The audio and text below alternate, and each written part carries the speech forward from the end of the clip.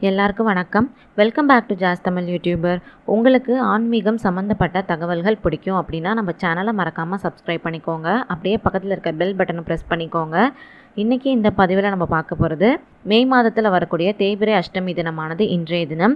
நமக்கு இருக்கக்கூடிய கடன் பிரச்சனை படிப்படியாக குறையிறதுக்கும் வருமானம் உயர்றதுக்கும் பைரவரை எப்படி வழிபாடு செய்யணும் அப்படிங்கிறத பற்றியும் பைரவருக்கு என்ன நெய்வேத்தியம் படைக்கலாம் அப்படிங்கிறத பற்றியுமே இன்றைக்கி இந்த பதிவில் நம்ம தெரிஞ்சுக்க போகிறோம்.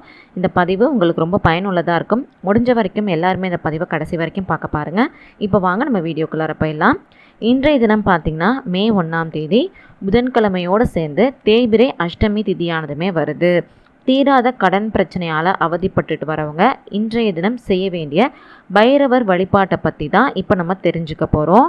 இந்த வழிபாட்டை நம்ம செய்கிறது மூலயமா படிப்படியாக நமக்கு இருக்கக்கூடிய கடன் பிரச்சனை, வருமான பிரச்சனை எல்லாமே குறையும். எல்லா சிவன் கோவில்லையுமே இருக்கக்கூடிய பைரவருக்கு சிறப்பு அபிஷேக ஆராதனைகள் எல்லாமே நடக்கும். அதனால் இன்றைக்கி சாயங்காலம் உங்கள் வீட்டு பக்கத்தில் இருக்கக்கூடிய சிவன் கோவிலில் இருக்கக்கூடிய பைரவருக்கு செய்யக்கூடிய அபிஷேக ஆராதனைகளில் நீங்களும் கட்டாயமாக கலந்துக்கோங்க. பைரவருக்கு உகந்தது எதுன்னு பார்த்தீங்கன்னா தயிர் சாதம். உங்களால் முடியும் அப்படின்னா இந்த பிரசாதத்தை உங்கள் கையாலேயே செஞ்சு எடுத்துகிட்டு போய் பைரவருக்கு நெய்வேத்தியமாக வச்சு படைச்சிட்டு கோவிலுக்கு வந்திருக்க பக்தர்கள் எல்லாருக்கும் இதை நீங்கள் அன்னதானமாக தாங்க.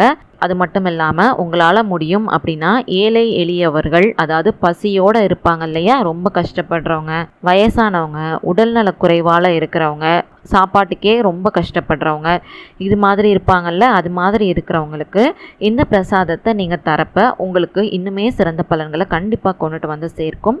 பைரவருக்கு உகந்த பூ எது அப்படின்னு பார்த்தீங்கன்னா செவ்வரளி தான்.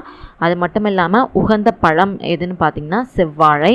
அதனால் இன்றைக்கி சாயங்காலம் நீங்கள் கோவிலில் அர்ச்சனை செய்கிறப்ப செவ்வரளி பூவும் செவ்வாழையும் சேர்த்து அர்ச்சனை பண்ணுறது ரொம்ப ரொம்ப நல்லது.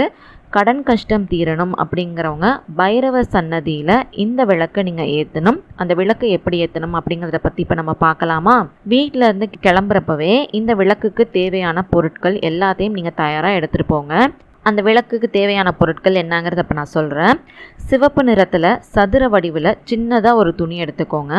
2 சிவப்பு துணிகள் நமக்கு தேவை. அதில் ஒரு சிவப்பு துணியில் 4 மிளகை வச்சுக்கோங்க. இன்னொரு சிவப்பு துணியில் பார்த்திங்கன்னா 7 மிளகை வச்சுக்கணும். இதை ஒரு நூலால் முடிச்சு மாதிரி கட்டிக்கோங்க.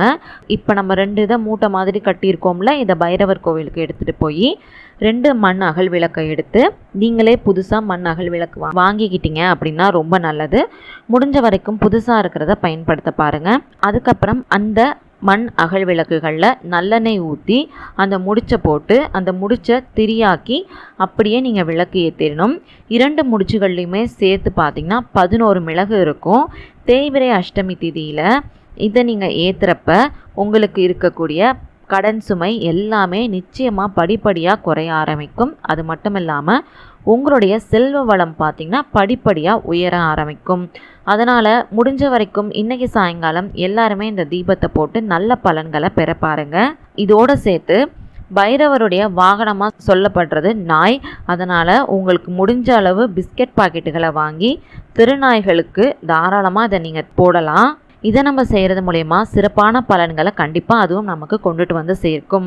உங்களுக்கு இந்த பதிவு பயனுள்ளதாக இருந்திருக்கும் அப்படின்னு நான் நம்புகிறேன். உங்களுக்கு இந்த பதிவு பிடிச்சிருந்துச்சு அப்படின்னா மறக்காமல் லைக் பண்ணி, ஷேர் பண்ணி, கமெண்ட் பண்ணுங்கள். அது மட்டும் இல்லாமல் உங்களுக்கு ஆன்மீகம் சம்மந்தப்பட்ட என்ன மாதிரியான பதிவுகள் வேணும் அப்படின்னு நினைக்கிறீங்களோ மறக்காமல் நம்ம சேனலோட மெயில் ஐடியிலையோ இல்லை கீழே இருக்க கமெண்ட் பாக்ஸ்லையோ எனக்கு தெரியப்படுத்துங்க. அந்த மாதிரி பதிவுகளை கண்டிப்பாக வரக்கூடிய நாட்களில் நான் உங்களுக்கு தரேன். நன்றி, வணக்கம்.